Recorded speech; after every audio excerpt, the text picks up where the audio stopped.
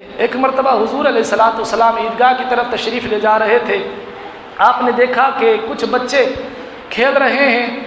اور بڑے خوش ہیں، انہوں نے نئے لباس پہنے ہوئے ہیں، لیکن ان میں سے ایک بچہ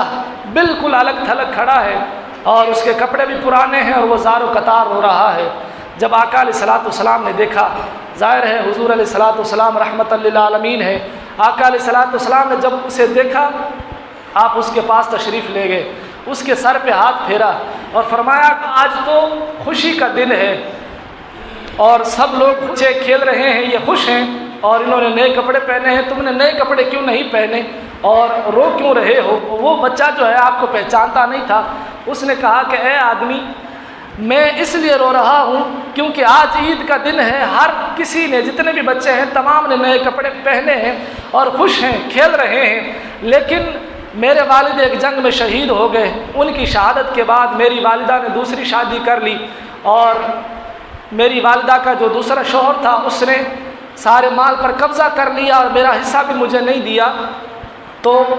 اس وقت نہ میرے پاس پہننے کے لیے کچھ ہے، نہ میرے پاس کھانے کے لیے کچھ ہے اور نہ ہی میرے پاس رہنے کے لیے کوئی گھر ہے، میں بالکل اکیلا ہوں اور میں اسی وجہ سے رو رہا ہوں۔ تو آقا علیہ الصلوۃ والسلام نے یہاں پہ جو جملے ارشاد فرمائے،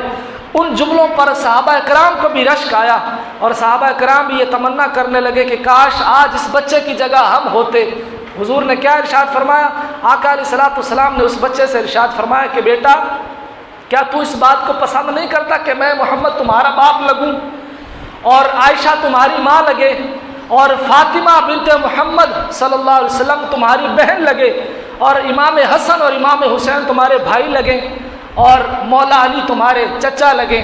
تو اس نے کہا کہ مجھے قبول ہے۔ وہ جیسے ہی حضور نے ارشاد فرمایا تو وہ سمجھ گیا کہ آقا علیہ الصلوۃ والسلام ہے۔ پھر آقا علیہ الصلوۃ والسلام نے اس کو ساتھ لیا، گھر پہ لائے اور اس کو نہلایا، اس کے بعد اس کو کپڑے پہنائے اور پھر اس کو ساتھ لے کر حضور علیہ الصلوۃ والسلام عیدگاہ کی طرف تشریف لے جا رہے تھے۔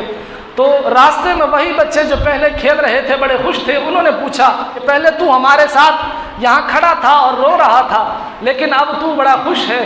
اور بڑی خوشی کے ساتھ جا رہا ہے، کیا وجہ ہے؟ اس نے کہا کہ میں تھا تو یتیم، لیکن حضور نے مجھے ایسے رشتے عطا فرمائے ہیں کہ یتیمی کا مزہ ہی آ گیا۔ آقا علیہ الصلوۃ والسلام نے ایسی شفقت فرمائی کہ آقا علیہ الصلوۃ والسلام نے ارشاد فرمایا کہ تمہیں یہ بات پسند نہیں میں تمہارا باپ لگوں، عائشہ تمہاری ماں لگے، علی تمہارے چچا لگیں اور حسنین کریمین تمہارے بھائی لگے اور فاطمہ تمہاری بہن لگے۔ تو پھر اسی طرح آقا علیہ الصلوۃ والسلام اس کی کفالت فرماتے رہے، یہاں تک کہ جب آقا علیہ الصلوۃ والسلام اس دنیا سے ظاہری پردہ فرما گئے تو وہ بچہ اپنے سر میں مٹی ڈالتا اور کہتا کہ میں ایک مرتبہ پھر یتیم ہو گیا۔ تو حضرت ابوبکر صدیق رضی اللہ تعالیٰ عنہ نے اس کے سر پہ ہاتھ پھیرا اور جب تک حضرت ابوبکر صدیق رضی اللہ تعالیٰ عنہ اس دنیا میں رہے تو آپ نے اس بچے کی کفالت کی۔ تو یہ آقا علیہ الصلوۃ والسلام نے اپنی امت کو درس دیا ہے کہ کس طرح جو یتیم ہیں ان کا خیال رکھنا ہے اور ان پر کس طرح شفقت کرنی ہے اور اپنی خوشیوں میں ان کو کس طرح شامل کرنا ہے۔